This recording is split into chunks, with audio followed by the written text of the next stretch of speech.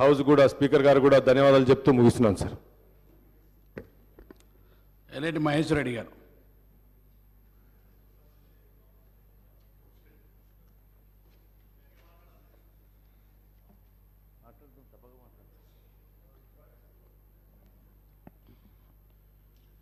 Honourable speaker, గతంలోనే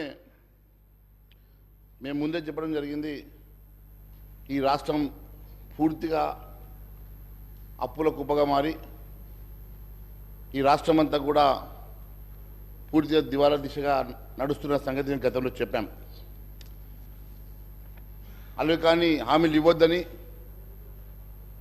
ఉన్నటువంటి సంక్షేమ కార్యక్రమాలు నడపడం కష్టంగా ఉందని, అందుకే భారతీయ జనతా పార్టీ ఇచ్చినటువంటి మేనిఫెస్టోలో అలాగే కానీ హామీలు ఇవ్వద్దని మేము ఇవ్వలేదు. కానీ ఏదో ఒక రకంగా ప్రజల్ని మభ్యపెట్టాలని చెప్పేసి కొంతమంది హామీలు ఇచ్చిన మాట మనం చూసాం. ఎన్నికలు అయిపోయినాయి, ఇప్పుడు మ్యాండేట్ ఇచ్చారు. సరే, ఇప్పుడు ఏ రకంగా వాళ్ళు ముందుకు తీసుకెళ్తారో రేపు కాలమే చెప్తుంది. ముందుగా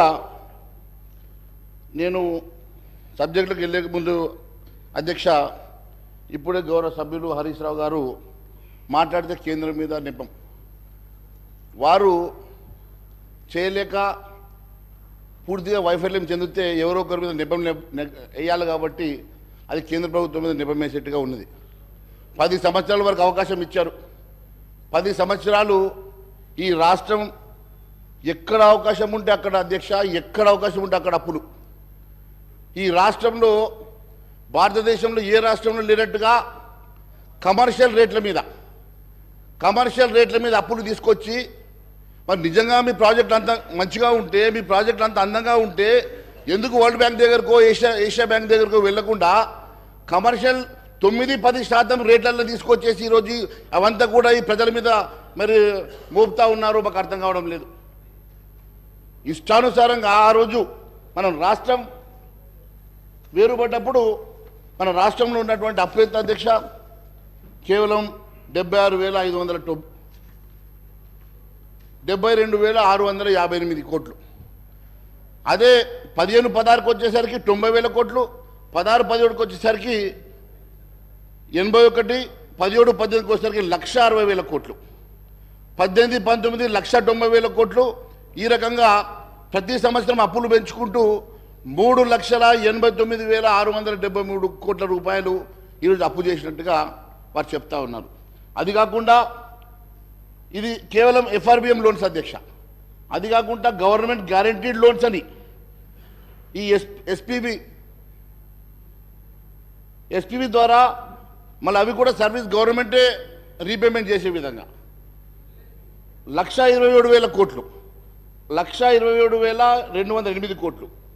గవర్నమెంట్ గ్యారంటీ ఇచ్చినటువంటి లోన్లు 95,465 కోట్లు, నాన్ గ్యారంటీడ్ లోన్స్ 59,414 కోట్లు.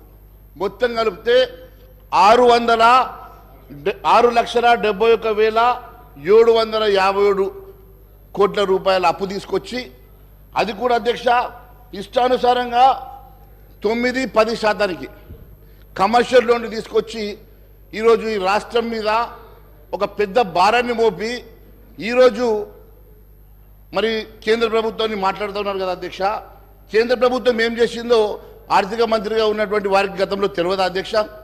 కేంద్రం ఇప్పటివరకు ఎన్ని రకాలుగా ఆర్థికంగా ఆదుకున్నదో వారికి తెలిసినా కూడా కేవలం ఏదో ఒక నెపంతో మా మీద అబండం వేసే ప్రయత్నం చేస్తూ ఉన్నారు కదా.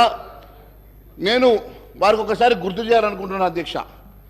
కేంద్ర రాష్ట్ర అభివృద్ధి కోసం అందించినటువంటి సహకారాన్ని అధ్యక్ష, పన్నుల వాటా పంపిణీలో తెలంగాణకు కేంద్రం అందించింది 1,78,000 కోట్ల అధ్యక్ష.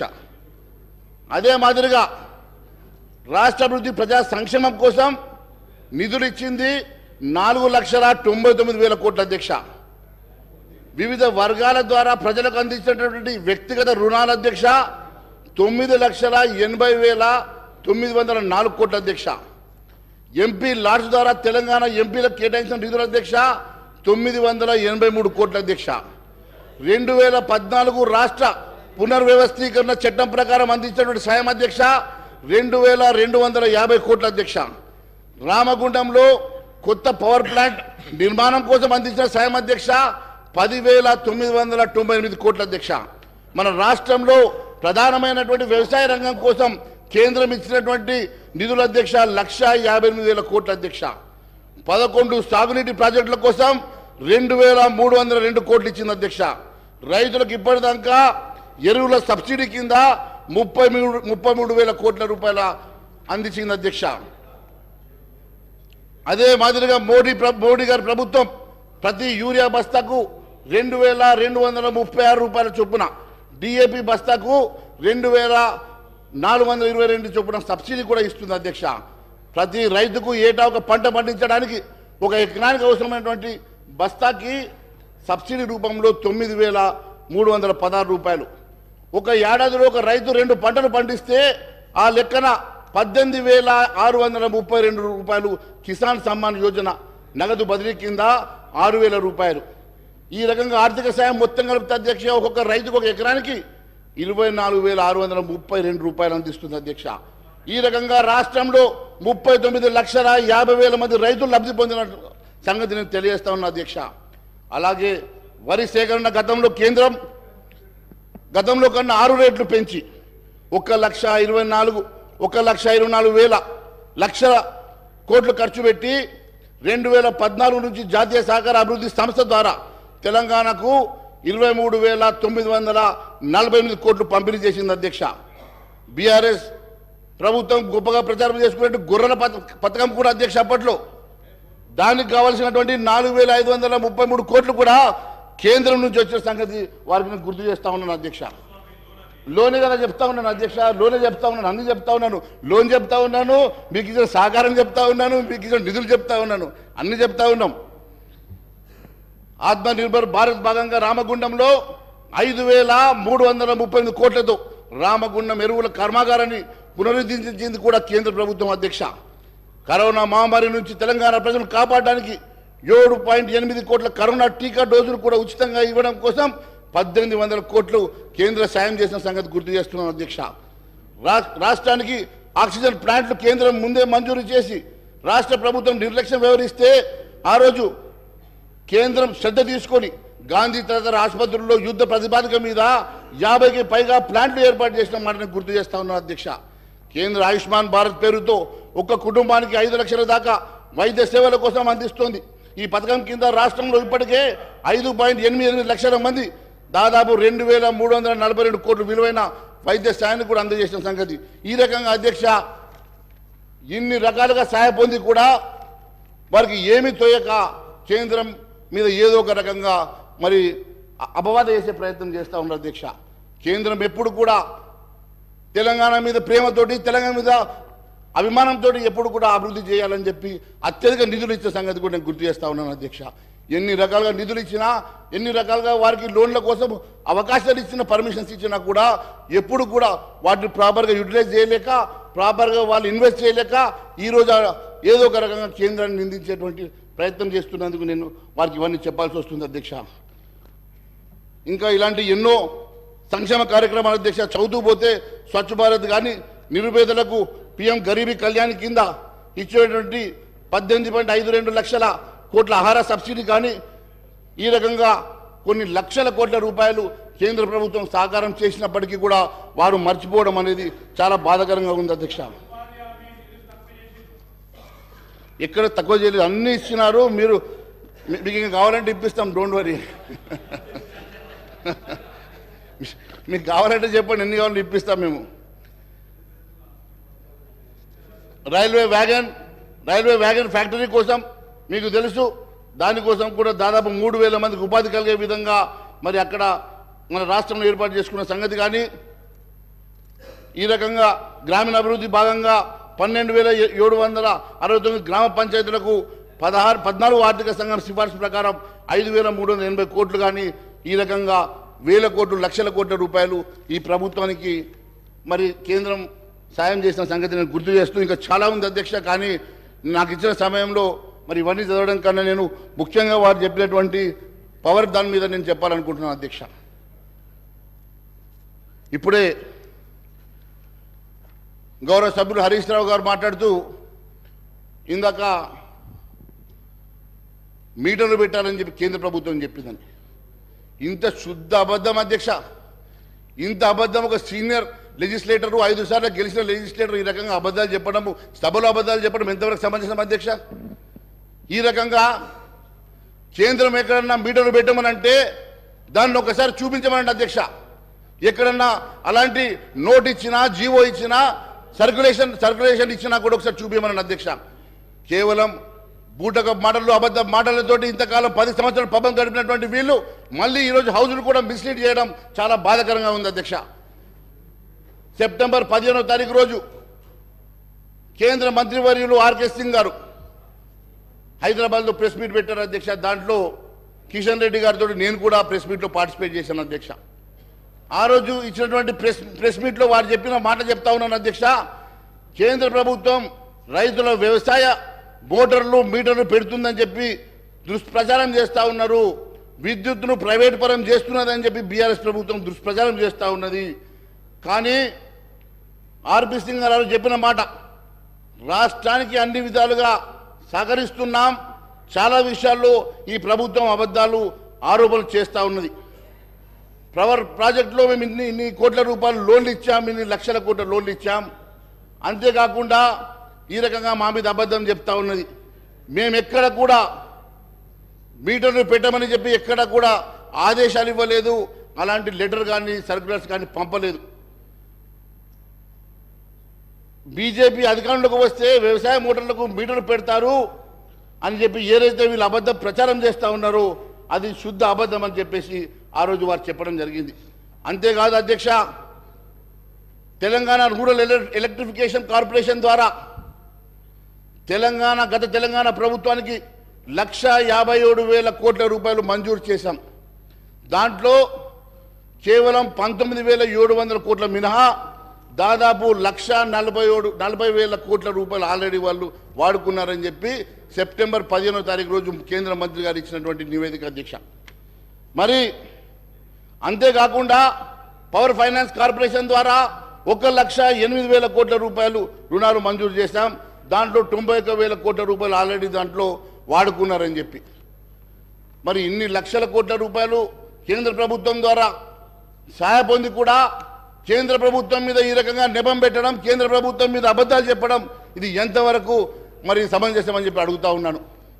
కేంద్ర ప్రభుత్వం ఎక్కడ కూడా మీటర్ల విషయం చెప్పలేదు, కేంద్ర ప్రభుత్వం ఎక్కడ మీటర్ బిగిస్తామని చెప్పలేదు. కానీ కేంద్ర ప్రభుత్వం మీద, భారతీయ జనతా పార్టీ మీద ఈ రకమైనటువంటి అబద్ధ ప్రచారం చేయడం మానుకోవాల్సిందిగా నేను మీ ద్వారా వారిని సూచిస్తూ ఉన్నాను. అంతేకాకుండా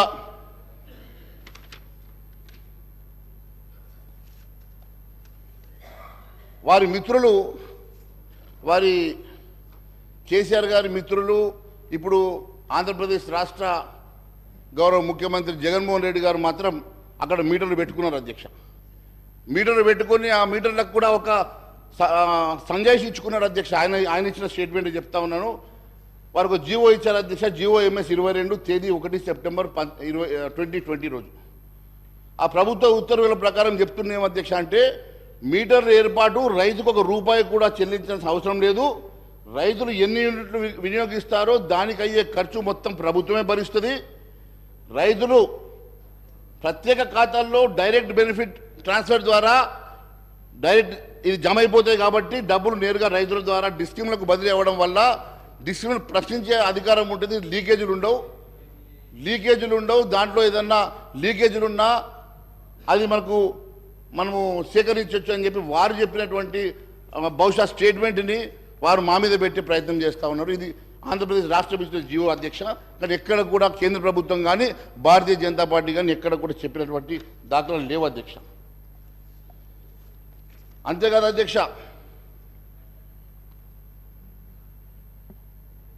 తెలంగాణ రాష్ట్రం ఈరోజు 6,71,757 కోట్ల రూపాయల అప్పు చేసి దాదాపుగా మనకొచ్చే రెవెన్యూలో 35% జీతాలకు శాలరీస్కి ఖర్చు అవుతా ఉంది అధ్యక్ష. రికరింగ్ ఎక్స్పెండిచర్ 34% రీపేమెంట్ ఇంట్రెస్ట్లకు పోతుంది అధ్యక్ష. మరి 69% ఈ రకంగా ఖర్చు అవుతూ ఉంటే కేవలం మనకు మిగిలింది 31% అధ్యక్ష. మరి 31% రెవెన్యూ తోటి ఈ ప్రభుత్వం ఇవ్వాల్సినటువంటి సంక్షేమ కార్యక్రమం ఏ రకంగా ఇస్తుంది? ఎగ్జిస్టింగ్ ఉన్నటువంటి సంక్షేమ కార్యక్రమాలతో పాటు మీరు కొత్తగా ఇస్తామన్నటువంటి 6 గ్యారెంటీలు కూడా ఏ రకంగా ముందుకు తీసుకెళ్తారు అనేది పెద్ద ప్రశ్నార్థకంగా మారింది అధ్యక్ష. మరి ఏ రాష్ట్రంలోనైనా దాదాపు 69% మరి ఈ రకంగా ఖర్చు అయితే మనకు మిగిలే 31%లో మరి డెవలప్మెంట్ యాక్టివిటీస్ దాంట్లోనే, సంక్షేమ కార్యక్రమాలు వాటిలోనే ఈ రకంగా సంక్షేమ కార్యక్రమాలు డెవలప్మెంట్ యాక్టివిటీస్ 31% రెవెన్యూ తోటి ఏ రకంగా ముందుకు తీసుకెళ్తారో మరి గౌరవ ముఖ్యమంత్రి గారు కూడా చెప్పాల్సిందిగా మేము కోరుతా ఉన్నాం. 6 గ్యారెంటీ స్కీమ్లకు దాదాపు 70,000 ఖర్చు అయితే నిపుణులు చెప్తా ఉన్నారు. మరి 412 హామీల సంగతి మరి ఇంకా మర్చిపోయారు. రుణమాఫీ ఉన్నది, నిరుద్యోగ భృతి ఉన్నది. ఈ రకంగా ఇన్ని రకాలుగా ఖర్చులున్నా మన దగ్గర ఉన్నటువంటి రెవెన్యూ మాత్రం అయ్యగారి ఆదాయం అంట భార్య పసుపు కుంకుమ సరిపోయేటట్టు ఈరోజు మనకు ఉన్నటువంటి ఆర్థిక పరిస్థితి కేవలం మనకు వీటికే సరిపోని పక్షంలో కొత్తగా మీరు తీసుకొచ్చేటువంటి సంక్షేమ కార్యక్రమాలు ఏ రకంగా ముందుకు తీసుకెళ్తారు?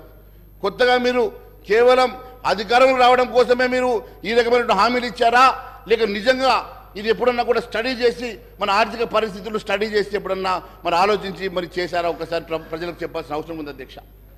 కేవలం అధికారం రావాలని ఏదో ఒక రకంగా అధికారంలోకి వస్తే మేము కుర్చీలో కూర్చున్న తర్వాత ఆలోచిస్తామన్న ఆలోచనతో మాత్రమే ప్రజల్ని మభ్యపెట్టడానికి మాత్రమే మరి మీరు ఇచ్చినటువంటి హామీలు కనబడతా ఉన్నాయి అధ్యక్ష.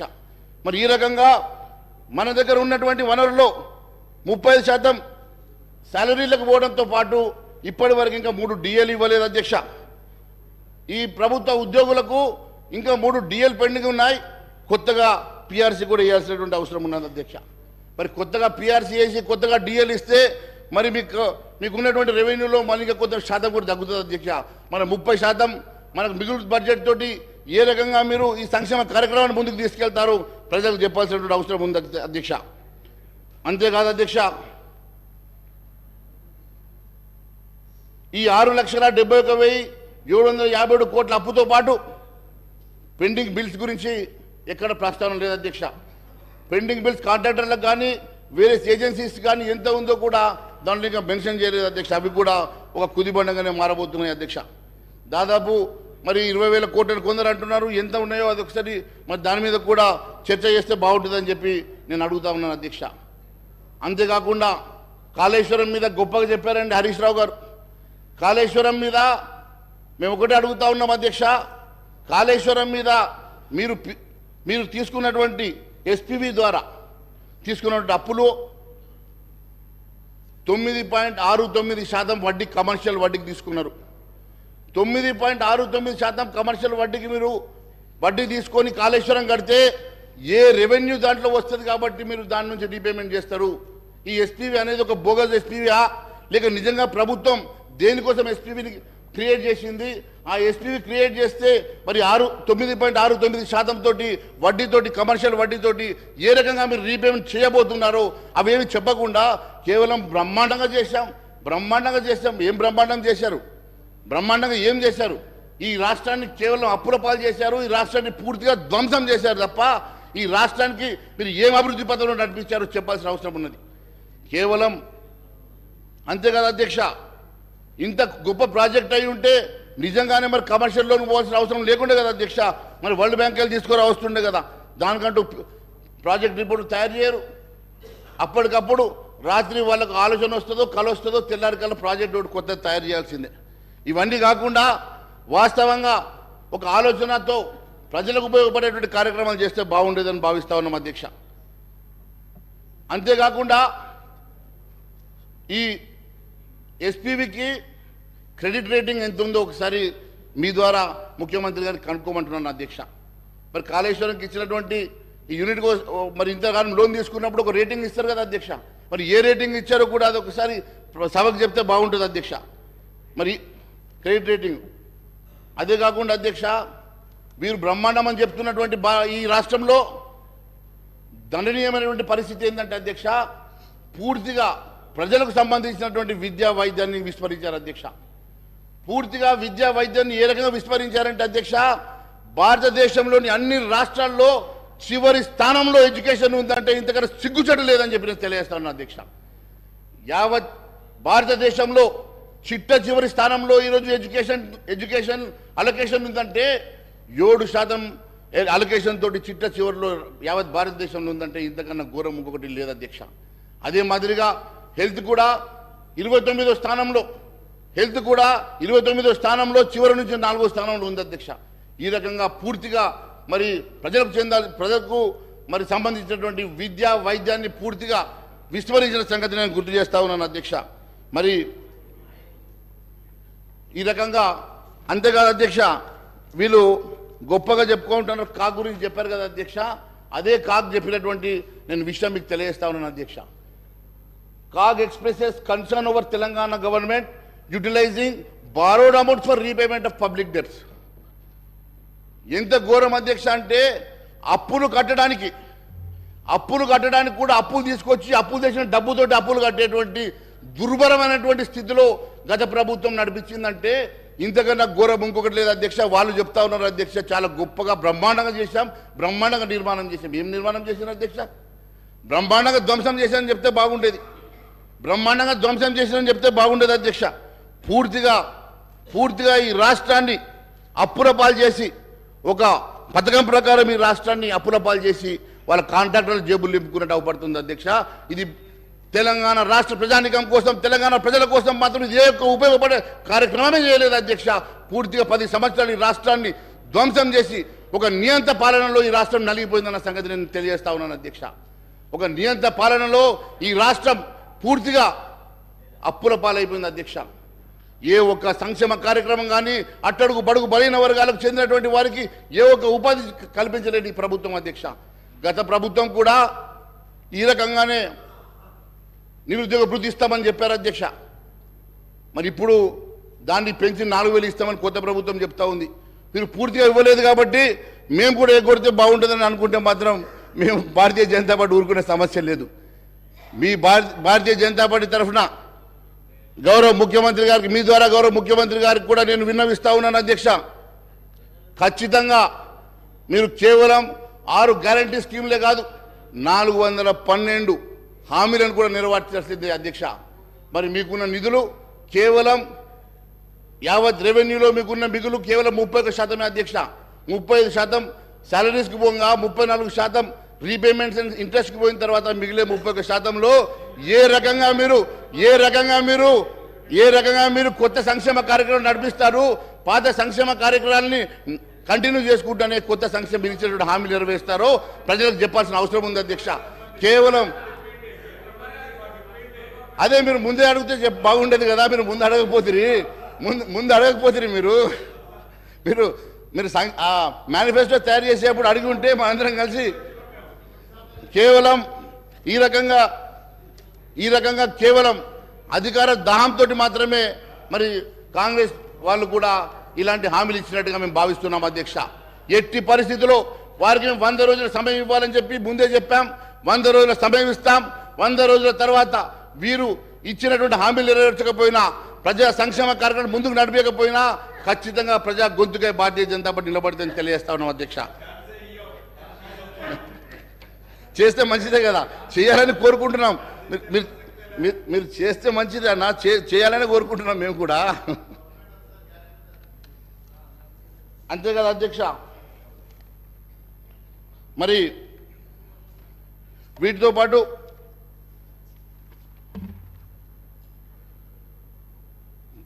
పాత పాలకుల వైఫల్యాలను ఎండగడుతూ ఎన్నికల్లో ప్రచారానికి వెళ్ళి అధికారానికి వచ్చినటువంటి ఈ ప్రభుత్వం మరి ఏ రకంగా ముందుకు వెళ్తుందో, ఏ రకంగా నిధులు సమకూర్చుకుంటుందో, ఏ రకంగా ఇవన్నీ సంక్షేమ కార్యక్రమాలు మరి తీసుకొని మరి ప్రజలకు అందిస్తుందో అనే సంగతి ఇప్పటి వరకు వాళ్ళు చెప్పలేకపోయిన అధ్యక్ష. వారికి కావాల్సిన నిధులు ఇప్పుడు వాళ్ళ చేతిలో ఉన్నది కేవలం స్వల్పంగా నిధులున్నాయి, కావాల్సింది బారెడు ఉంది. ఉన్నది మూరడు, కావాల్సింది బారెడు అన్నట్టు కేవలం వారి దగ్గర ఉన్నది తక్కువ నిధులు, వారి ఇవ్వాల్సినటువంటి సంక్షేమ కార్యక్రమం కానీ, ప్రజలకు ఇచ్చినటువంటి హామీలు కానీ మరి అవన్నీ నెరవేర్చాలంటే మరి ఏ రకంగా చేయగలుగుతారో మరి ప్రజలకు చెప్పాల్సిన అవసరం ఉంది, సభకు కూడా చెప్పాల్సిన అవసరం ఉంది అధ్యక్ష. ఎంతసేపు గతంలో చేసిన అప్పులు అని చెప్పి మనం చెప్తా ఉన్నాం అధ్యక్ష. మరి గతం చేసిన అప్పులు ఈ రకంగా ఇంత ఓపెన్గా మనం ఈరోజు సభ ద్వారా శ్వేతపత్రం ఇచ్చినాం కదా అధ్యక్ష. మరి కొత్త అప్పులు ఎట్లా పుడతాయి అధ్యక్ష? కొత్త అప్పుల కోసం రీపేమెంట్ షెడ్యూల్ ఎట్లా చూపిస్తాం అధ్యక్ష? మన దగ్గర రెవెన్యూ సర్ప్లస్ ఉంటేనే, రెవెన్యూ అనుకుంటేనే ఎదుటి వాళ్ళు మనకు నిధులు ఇస్తారు అధ్యక్ష, లోన్లు ఇస్తారు అధ్యక్ష. మరి మనమే పూర్తిగా అప్పుల్లో కూరుకుపోయి కట్టలేని పరిస్థితిలో, జీతాలు ఇవ్వలేని పరిస్థితిలో ఈ రాష్ట్రం ఉందని చెప్పినప్పుడు కొత్తగా నిధులు ఏ రకంగా సమకూర్చుకోగలుగుతారో కూడా చెప్పాల్సిన బాధ్యత ముఖ్యమంత్రి గారి మీద ఉంది అధ్యక్ష. మరి ఈ రకంగా మీరు మొత్తం శ్వేతపత్రం ఇచ్చేసి ఈ రాష్ట్ర ప్రజానీకానికే కాదు యావత్ దేశానికి మన ఆర్థిక పరిస్థితిని చూపించేసి ఈరోజు ఆర్థిక పరిస్థితి ఇంత ఘోరంగా ఉన్నదని చెప్పిన తర్వాత కొత్తగా మీరు ఏ రకంగా నిధులు సమకూర్చుకుంటారో కూడా ఒక పెద్ద ప్రశ్నార్థకంగా మారబోతుంది అధ్యక్ష. నేను ఒకటే తెలియజేస్తాను అధ్యక్ష, కేవలం అధికారం కోసమే మాట్లాడాం, అధికారం వచ్చాం, తర్వాత ఎట్లయితే చూసుకుందాం అన్నట్టుగా మీరు విరవిపోతే ప్రజలు గమనిస్తున్నారు అధ్యక్ష. ప్రజలు ఊరుకోపోయారు లేదు అధ్యక్ష. ప్రజలు ఖచ్చితంగా మీ వెంట పడతారు అధ్యక్ష. మీరు గ్రామంలో తిరగాల్సి ఉన్నది, గ్రామంలో తిరిగే రోజు మీకు అన్ని అర్థమైంది అధ్యక్ష. ఖచ్చితంగా తెలియజేస్తా ఉన్నాం. ఈ రకంగా కేవలం మీరు గత ప్రభుత్వాన్ని కార్నర్ చేయడానికో, ఆ పార్టీని కార్నర్ చేయడానికో చేసినటువంటి మరి ఈ చర్య వల్ల ఎంతవరకు లబ్ధి జరుగుతుందో నాకు తెలియదు, కానీ నష్టం మాత్రం చాలా పెద్ద నష్టం జరగబోతుంది అధ్యక్ష. అంతేకాకుండా మొన్న గౌరవ ముఖ్యమంత్రి గారు కూడా రిటైర్డ్ ఆర్బీఐ గవర్నర్ గారిని కూడా కలిసినట్టుగా మేము పేపర్లో చూసినాం. రఘురాం రాజన్ గారు కూడా ఒక స్టేట్మెంట్ ఇచ్చారు అధ్యక్ష. ఇంకా ఇప్పుడున్నటువంటి పరిస్థితుల వల్ల ఇంకా అప్పులు చేస్తే మన రాష్ట్ర ఆర్థిక పరిస్థితి మరింత క్షీణించిపోతుందని చెప్పేసి వారు చెప్పారు అధ్యక్ష. ఇప్పుడున్న పరిస్థితిలోనే బయటపడడం కష్టంగా ఉన్నటువంటి పరిస్థితి. ఇప్పుడు మళ్ళా కొత్తగా అప్పులు తీసుకుంటే ఈ రాష్ట్ర పరిస్థితి ఇంకా క్షీణిస్తుందని చెప్పేసి వారే చెప్పినట్టుగా పేపర్లు చూసాం అధ్యక్ష. మరి వారు అడ్వైజ్ తీసుకోవడానికి పిలిచినటువంటి వారే ఈ రకంగా మాట్లాడిందంటే మరి మీరు ఎక్కడ కూడా మీ మేనిఫెస్టోలో కొత్తగా అప్పులు తెస్తామని చెప్పలే, ఏ రకంగా సమకూర్చుకుంటామో చెప్పలే. కానీ ఈ సంక్షేమ కార్యక్రమాలని మాత్రం పూర్తిగా మేము నెరవేరుస్తామని మాత్రం చెప్పారు. ఎట్టి పరిస్థితుల్లో కొత్తగా అప్పు తీసుకురావడానికి వీల్లేదు. అన్నిటికన్నా ముఖ్యం ప్రజల మీద భారం మోపడానికి అసలే మేము ఒప్పుకొని లేదని చెప్పి తెలియజేస్తా ఉన్నాను. ఏదో ఒక రకంగా ప్రజల మీద భారం మోపుతాం, ట్యాక్సులు పెంచుతాం, ప్రజల్ని నడ్డి విరుస్తామంటే మాత్రం ఎట్టి పరిస్థితుల్లో భారతీయ జనతా పార్టీ ఊరుకున్న సమస్య లేదు, ప్రజా గొంతుగా మేము నిలదీస్తామని చెప్పి కూడా తెలియజేస్తా ఉన్నాను అధ్యక్ష. అంతేకాదు అధ్యక్ష, ఎక్కడ కూడా మీ మేనిఫెస్టోలో పెట్టలేదు, పెట్టకుండా కూడా మీరు అన్ని రకాలుగా హామీలు ఇచ్చారు. మేము కూడా ధైర్యం ఉంది, మీకు ధైర్యం ఉంది కాబట్టి, కానీ చేయాలి కదా. ధైర్యం అందరికీ ఉంటుంది, ధైర్యంతో పాటు చేయాలి, చేస్తే సంతోషం కదా. ఎన్ని ప్రజెంటేషన్లు ఇచ్చినా, ఎన్ని చర్చలు చేసినా దానివల్ల లాభం లేదు అధ్యక్ష.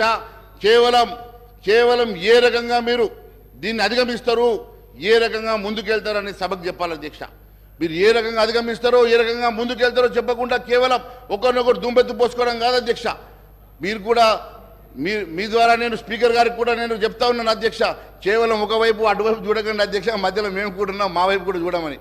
అప్పుడు కూడా నేను మరి మధ్యలో లేచి అడిగినాను అధ్యక్ష, నేను క్లారిఫికేషన్ ఇస్తానంటే మరి నాకు అవకాశం రాలేదు. సరే, ఏదైనా వాళ్ళిద్దరు కొట్టాట కోసం ఈ సభ లేదు అధ్యక్ష, వాళ్ళిద్దరు ఈగోస్ కోసం ఈ సభ లేదు అధ్యక్ష.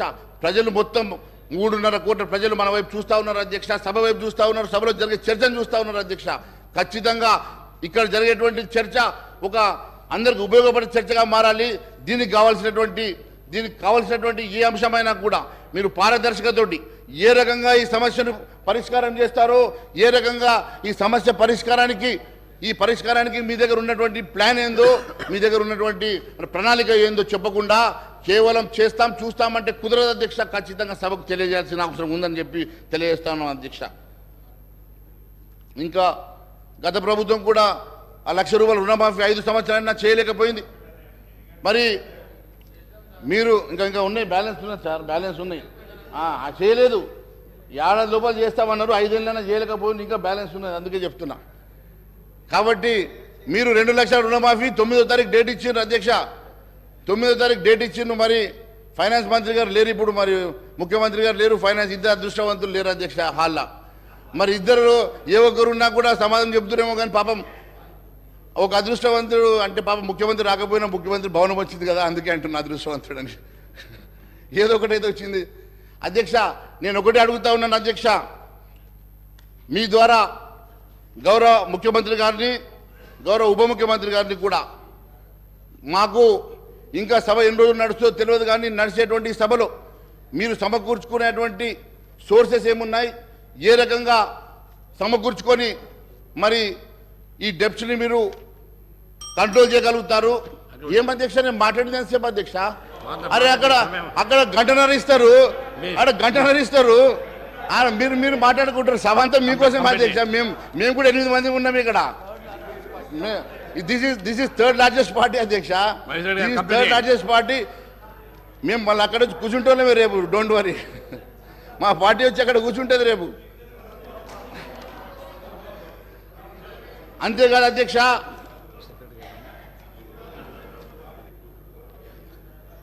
ప్రజెంటేషన్ల వల్లనో చర్చల వల్లనో కాదు అధ్యక్ష, ఖచ్చితంగా మరి మీరు ఇవ్వాల్సినటువంటి అన్ని హామీలు కూడా ఖచ్చితంగా నెరవేర్చే వరకు మేము ప్రజా గొంతుగా నిలబడతామని మరొకసారి తెలియజేసుకుంటూ, అంతేకాదు అధ్యక్ష, వీటితో పాటు ఇంకా చాలా ప్రజా సమస్యలు కూడా ఉన్నాయి అధ్యక్ష. ప్రజా సమస్యలను విస్మరించి ఒకవైపు రైతుల సమస్యలు ఉన్నాయి, రైతులది ప్యాడీ ప్రొక్యూర్మెంట్ జరుగుతూ ఉన్నది అధ్యక్ష. రైతుల ప్యాడీ ప్రొక్యూర్మెంట్ జరుగుతున్న దీంట్లో మీరు 500 రూపాయలు బోనస్ ఇస్తామని చెప్పి మర్చిపోయారు అధ్యక్ష. మరి 500 రూపాయలు బోనస్ గెలిచిన వెంటనే 500 రూపాయలు బోనస్ ఇస్తామని చెప్పండి, డైరెక్షన్స్ ఇవ్వండి అయ్యా మంత్రి గారు. నో ప్రాబ్లం, నేను ఇంకా 5 నిమిషాలు ఎక్కువ మాట్లాడాను, 5 నిమిషాలు ఇవ్వండి సమయం. ఇప్పుడు వారి డైరెక్షన్ ఇస్తా ఉన్నారు కదా. మరి నేను ఒకటే అడుగుతా ఉన్నాను అధ్యక్ష, 500 రూపాయలు బోనస్ గెలిచిన వెంటనే ఇస్తామన్నారు కదా. మరి ఇప్పుడు గెలిచి దాదాపు 2-3 వారాలు అవుతుంది, 3వ తారీఖే మీరు గెలిచారు. మరి ఈ రోజుకి 3 వారాలు అవుతున్నది. మరి